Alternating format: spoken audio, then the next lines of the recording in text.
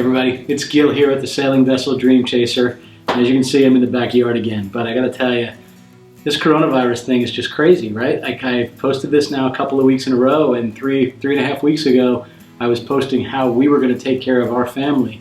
And I'm finding myself going to the store with a do-rag kind of up over my mouth and nose and hand sanitizing anything if I have to go grocery shopping. It's just some kind of crazy, right? So I think we're all getting a little bit stir crazy. We've all been isolating ourselves, social distancing, as they say. We will go multiple days without leaving the house. Every once in a while, leaving the yard. I guess we are going outside, but not to stores and things like that. We've gone to the grocery store. It's had me thinking a lot of tropical waters, tropical islands, and travel, the things that we can't do right now. It's kind of amazing, right? Just standing here in the backyard, and all I'm thinking of is, what do I really want to do? Well, I think I know what I want to do. I want to go back to Jamaica, like they say. We love it there. We've been a bunch of times.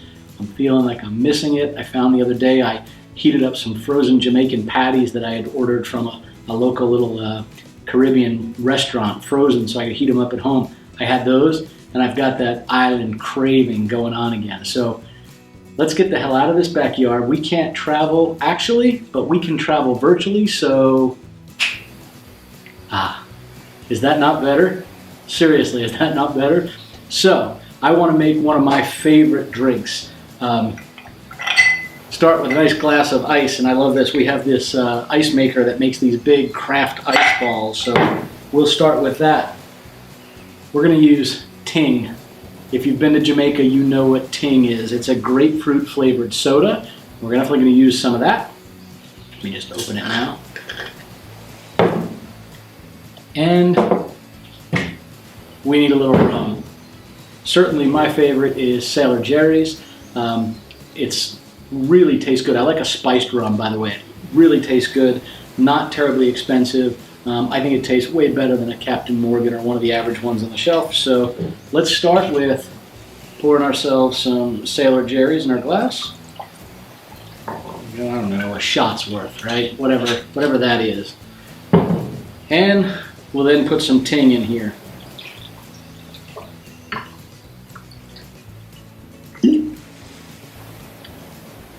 And I love Ting, so that's good. All right, I didn't bring a stir stick, but I've got this, so there we go. Oh man, that is refreshing, really, really refreshing. So let me share with you a little bit of what our plans were. I think we mentioned it, a couple of months ago, that our intent was to sail Dream Chaser from the New Orleans area back to the west coast of Florida, and the original intent was mid-March or so. For a couple of different reasons, that didn't work out, and we thought, okay, no problem, we'll do it in April. That sort of makes sense. We had a little bit more work done on the boat. I'll talk about that in some more detail. We've been using Saltwater Marine out of Mandeville, Louisiana. This woman, Angie's been great. She's been doing all kinds of work for us. So far, very happy with it. I will say it's a little weird to be long distance when you're having the work done, but everything I can tell, it's going real well. And when I ask for something to be done, she'll go check it out, inspect it, send me photographs of what the current state is, what she recommends I do, and then sort of take it from there. But at this stage, I think our plans for a mid-April sailing of the boat back here to Florida have sort of changed given this whole COVID-19 and coronavirus thing. The reality is, coming into Florida right now, anybody that arrives in Florida from either New York, New Jersey, or Louisiana must quarantine for 14 days. Not a terrible inconvenience, but certainly an inconvenience for sure. And I understand why they're doing it, right? The number of cases in New York and New Jersey, I'm filming this on April the 4th, right? So because this goes up a couple of days after, I'm filming this on April the 4th. And when I checked yesterday, there were about 254,000 cases, confirmed cases of coronavirus or COVID-19 specifically in the U.S.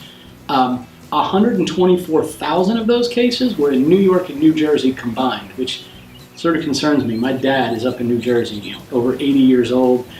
He's doing all the right things. He's staying in the house. But the vast majority of those cases are coming from the Northeast.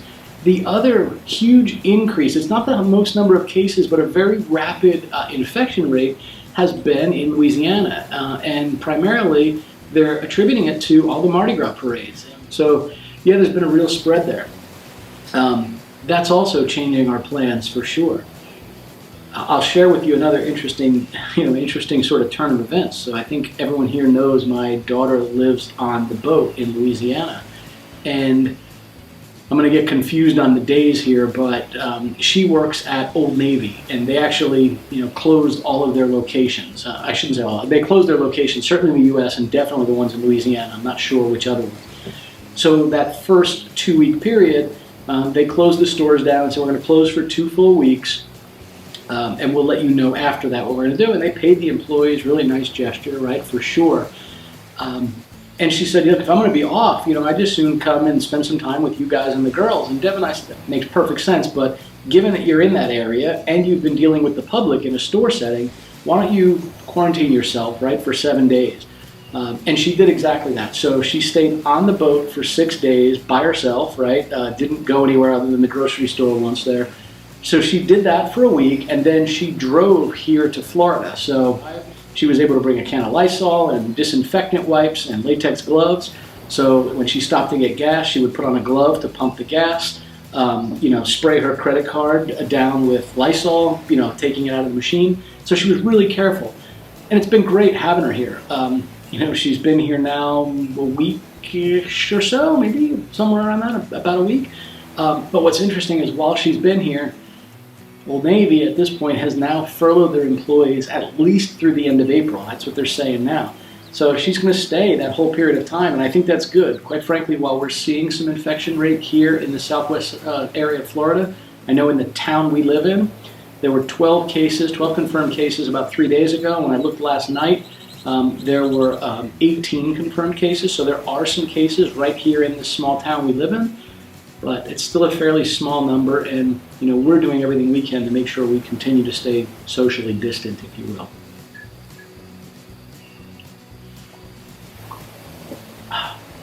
Forgive me, that's good. And if you're going to have this Jamaican scenery behind you, ting and rum, warms my heart and my belly. So what are the plans with the boat? Actually, I don't know yet. I don't think April's the right time to sail it back. What I don't want to do is drive to Louisiana. We need to do a little bit more work on it before we sail it back. There's still some things I got to do. I got to replace some running rigging. I got to replace batteries in it. So in order to do these things, I'm going to have to be going in and out of stores, and frankly, all these stores are closed. It's only essential items. So now is not the time to drive 12 hours and plan on doing a couple of days of work before sailing out. So I'm not going to be able to get the stuff done. And then I worried if we do sail out and we have a problem, let's just say we run into a challenge out in the Gulf of Mexico and we have to sail back toward shore, whether that's in Mobile, Alabama, Pensacola, Carabel, Tarpon Springs, Tampa, or all the way further south where we are in Charlotte Harbor. If we go into one of these locations, there's a really good chance that nothing would be open, right? We wouldn't be able to get either supplies or assistance we need. I would imagine the Coast Guard's still running for life-saving activities, but that's important, and I still need to be able to fix things and get going. Right? I do work, so to do this trip, I need to plan a certain amount of time and then, come over here. I wouldn't want to get to Pensacola and then be stuck for 2 weeks. And I guess the beauty of my job is I could work remotely from there, but still, it'd be a real challenge. So I don't know what the timing is. And we have a pretty short window, right? The hurricane season starts near the end of June, so we're certainly going to want to do this in the May-June timeframe for sure. Man, it's weird with all these sort of events and what they mean to bringing the boat over. And we'd love to save the additional money we're paying on slip rent there. And it reminds me I can probably save on insurance too. With Whitney not on it and us planning on sailing it here, it's no longer a live-aboard vessel, which probably would reduce our insurance and give us the ability to probably switch insurance companies to one that would be significantly more reasonable for recreational boaters as opposed to cruisers, which is what we have from an insurance perspective. So it leaves a lot up in the air, And I think rather than fret over it, what we're doing is continuing to think of the things we need to do to the boat and sort of plan our activities. Maybe I'll continue to have Angie do more of the work. it certainly leaves our plans up in the air a little bit. I don't know exactly what we do. I've sort of thought about just continuing to work on our plans. What is it we want to do to the boat, right? I'll share with you in a little bit what I had Angie do, but I need to replace my battery bank, and I was thinking about having her do that, and then I thought, wow, like I can save quite a bit of money if I just do it myself. She has it all wired up for it. I just have to put them in and build the cables for the new bank. I can certainly do that. It's time consuming, which would be costly from a labor perspective. Certainly we're being very cautious about how much money we spend on what, just because the future is a little bit unknown for I think a lot of us, right? For our own revenue streams, and just wonder what that really looks like. So let me share what she's actually done for us. The last project she did was really cool. I told her that I thought my alternator wasn't working. When I sailed it back from the yard back to the marina, I was pretty confident that the alternator wasn't actually charging the batteries. So I asked her to go on board and map out the battery bank system. So Dream Chaser has a couple interesting setups. We have our main engine, right, that drives a propulsion engine, and it has its own starting battery. We also have a house bank. Right now that's just one battery, but obviously that needs to be a large, a 400 to 800 amp hour bank. So we have that. We also have a battery specifically for our generator, and the generator should charge that battery when it's running, and that's the battery that starts the generator. We have a fourth battery bank, and this battery bank runs not only the anchor windlass, the forward anchor windlass, but also the bow thruster. And the way the boat is set up is the shore power. When you're plugged into shore, it charges your house bank and your engine starting battery. It does not charge the generator, and it does not charge the windlass, interestingly enough. I wasn't sure when the alternator was actually running what that would charge. If it was only set to charge the starting battery for the main engine, or if it was also charging the house bank. And I looked in there and I noticed we had a battery mate. It's a piece of equipment that essentially is designed to monitor the level of charge in a battery bank, and then intelligently decide where to send the charge based on the state of either of those batteries. And it keeps those two separate. So for example, if you drain your house bank completely, it no longer starts pulling juice from your starting bank so that you can still start the engine. And I wasn't sure how it all worked. I asked Angie if she could go by and test the alternator, validate if it works, and then map out the way all that is set up, because ideally what I would like to have happen is I would like my shore power to charge my forward battery bank, which is the windlass and the bow thruster, the house bank, and the main engine bank. I wasn't too worried about the generator bank because I could always jump start off of another one or whatever, and frankly it doesn't get used all that often, so it should be fine. So that's what I wanted to have happen. And then I also wanted to validate that when the alternator was running, when the main engine was running, I wanted to know what that was actually charging because I wasn't sure. So Angie went down on the boat, she took a bunch of photos for me of what was what in there, how things were wired, and she said, I have the strangest thing going on here. You do have a battery mate, it's an intelligent system, it's a good one. You have a really good alternator. You have a 120 amp Balmar You have a 120 amp Balmar alternator, so you have a really good alternator with a high output. Again, great. The challenge is there is no regulator. Coming off the alternator, it just goes to nothing. She said, I see another wire here, probably the two connect, but don't want to just connect them until I know what's going on. So I went ahead and ordered a new Balmar regulator. So I ordered it directly from Defender, is the company I ended up using to order it from, just because it was about $50 to $60 less than it was at either West Marine or ordering any other place I found.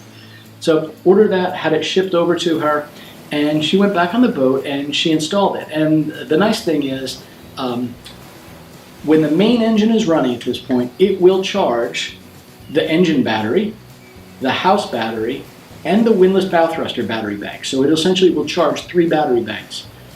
Sadly, however, so the way this Balmar alternator works is 120 amp alternator is the standard alternator, and it has a series of different pulleys on the front of it depending on your engine configuration. We have a 120 horsepower Lehman, it's essentially a Ford diesel engine in it, and it has a 3/8 inch V-belt that comes off of the main shaft of the motor to the alternator. Well, sadly, that's a very narrow belt. And when you go look at Balmar's specs, they actually have the intelligent controller that I bought. You specify the width of the belt. It's either going to be 3/8, ½ inch, or 1 inch wide. It's like a 1 inch wide serpentine belt or double ½ inch V belts. Based on that setting, it determines what kind of amperage it's going to output, right? And if you think about it, that's a lot of drag on that particular belt. And you don't want to be putting a lot of drag on it if you have a very narrow belt. So by the time we configured the regulator for the specific size of our belt, we had to do a 35% reduction in its output, which kind of stinks, right? You think about 120 volts with a 35% reduction, that's about a 40 amp reduction, so we're looking at something closer to 85 amps. Still pretty good, but I want to take advantage of the full 120, which means I'm going to have to buy a new pulley, not only for the alternator, but also for an add-on one that goes on the main shaft of the engine, so that I can put a 1 inch wide belt or a serpentine belt on the motor itself. Should we just take a minute and relax and enjoy this?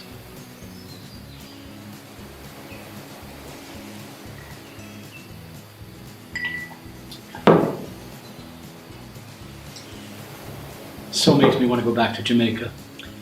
But, you know, look, with that, we take another drink in Jamaica. We enjoyed the virtual trip for sure, and like that, we're back here in Florida, in the backyard, back to the reality of coronavirus, back to the reality of being in social distance, sheltering in place. But that's our new norm for the next couple of months, right? Just crazy, crazy. Anyway, you guys all stay safe, stay healthy, and we'll see y'all next Friday.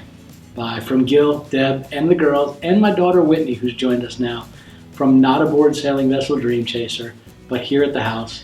Bye y'all, be safe.